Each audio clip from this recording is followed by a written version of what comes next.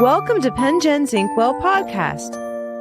My name is Jen Waters. I hope you enjoy my stories.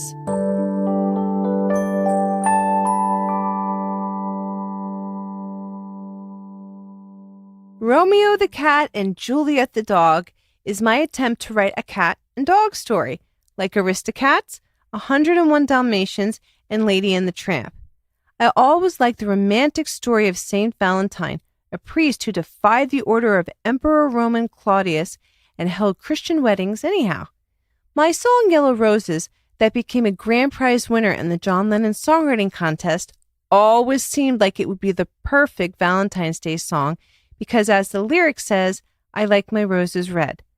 All women want red roses from a guy, not yellow roses, which symbolize friendship. There is actually a language to the color of roses. Every year at my mom's birthday, her friend would send her yellow roses, and I asked my mom one day why she always received yellow roses, and my mom said yellow roses symbolize friendship. Men should really get this straight before they buy roses. So my song is about the language of roses, and this should be noted at Valentine's Day. I found out later that Dolly Parton has a song called Yellow Roses, which I had never heard and is completely different than mine. But I thought it was ironic because my grandparents always loved Dolly Parton, and we watched Hee Haw on TV together when I was young. Romeo the Cat and Juliet the Dog is scored to Cupid's theme, an original piece of music by Eric Baines. I think it would make such a great animated cartoon with cuddly stuffed toys. So here's Romeo the Cat and Juliet the Dog. I hope it finds you in a very romantic mood.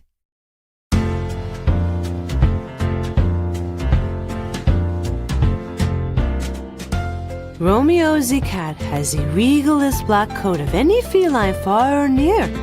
One day, when he was climbing up a maple tree, he felt a prick in his thigh. "Ooh!"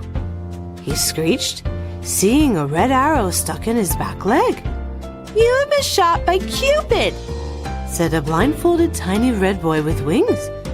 The angel-like creature held a red bow and several red arrows. Then Cupid peered above the cloth blindfold covering his eyes. "Take off that blindfold, and next time you won't shoot anyone," Romeo said. "Meow!"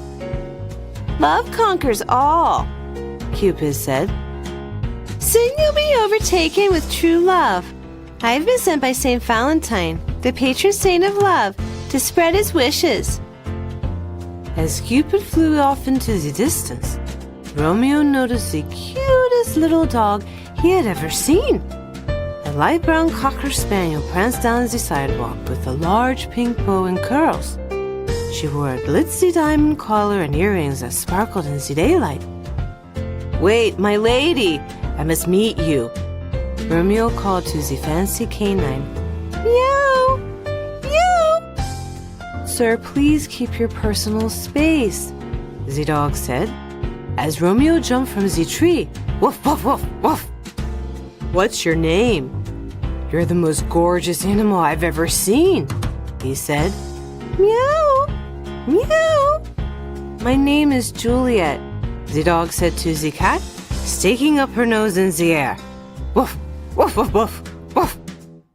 "Let me sing you a love song with all my pure devotion," Romeo said. "Meow, meow." "I'm on my way to my weekly grooming appointment," Juliet said, continuing down the street. "Woof, woof, woof." "My lady, then I will accompany you," Romeo said, clearing his throat. "You are as beautiful as a lily and a rose," the cat crooned in a ballad. "Meow." Juliet's face blushed as she gasped, saying, "I'm running late for my appointment." "But a little boy named Cupid just said that I would find true love, and I did," Romeo said. "Meow." "I found true love with you, and we must never be apart," the cat insisted. "I am a dog. You are a cat. Other animals will just not understand," Juliet said. "We'll only fight like cats and dogs," she said, fluffing her coat in the wind. "Woof, woof, woof, woof." "I must always be with you. You are my true love, Romeo said, tweaking his long fluffy tail on her nose. Oh, that tickles when you do that, Juliet said, giggling to herself. Woof, woof, woof, woof. You are like a shooting star in a full moon in the night sky, Romeo sang in a soft voice. Meow.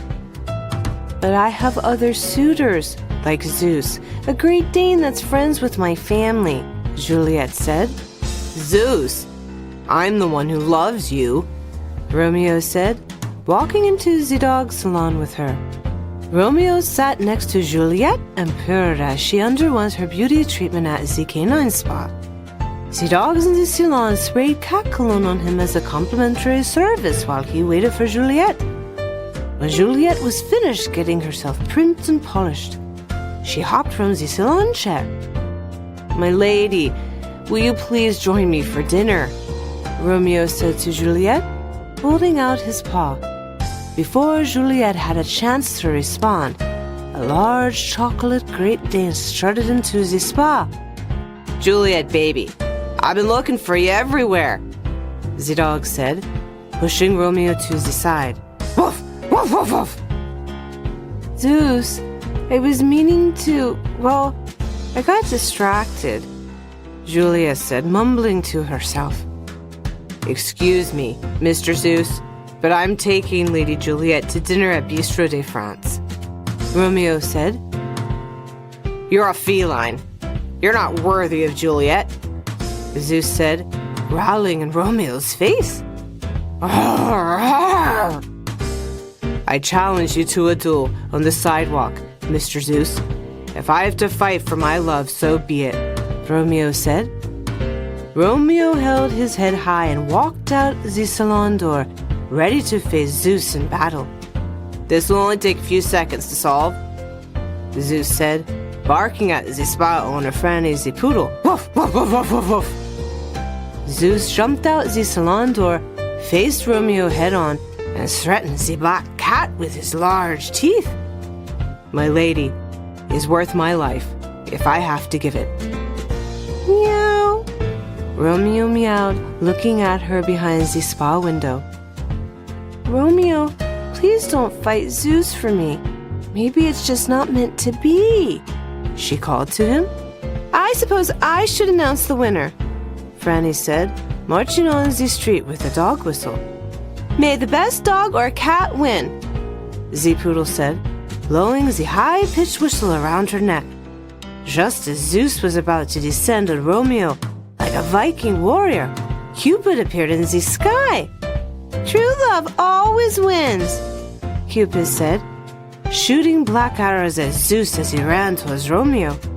This time, Cupid's arrows had St. Valentine's sleeping ceremony on their black tips.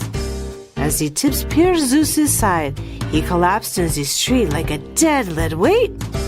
St. Valentine would not let me leave you, Romeo, Cupid said, flying through the air.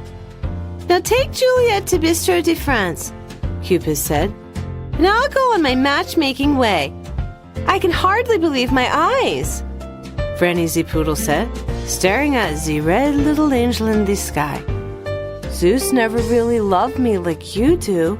Woof, woof, Juliet said, running to Romeo's side and kissing his cheek. Then Cupid shot Juliet with one of his red arrows, saying, St. Valentine has blessed both of you. My lady, you will always be my only love, Romeo said, pulling the arrow from her thigh. Instead of fighting like cats and dogs, we'll just have to love like cats and dogs, Juliet said in a whisper. Romeo and Juliet walked down the street paw in paw, creating a historic love that would last forever.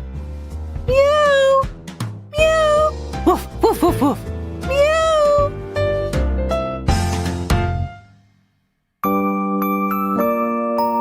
This has been Pen Gen's Inkwell Podcast. I wrote and performed all the original stories in the podcast. This podcast is produced by Eric Baines, who scored all the stories and poems in the series to original and public domain music. The podcast is associated with my blog of the same name, Pen Gen's Inkwell, which can be found on my website, jenwaters.com.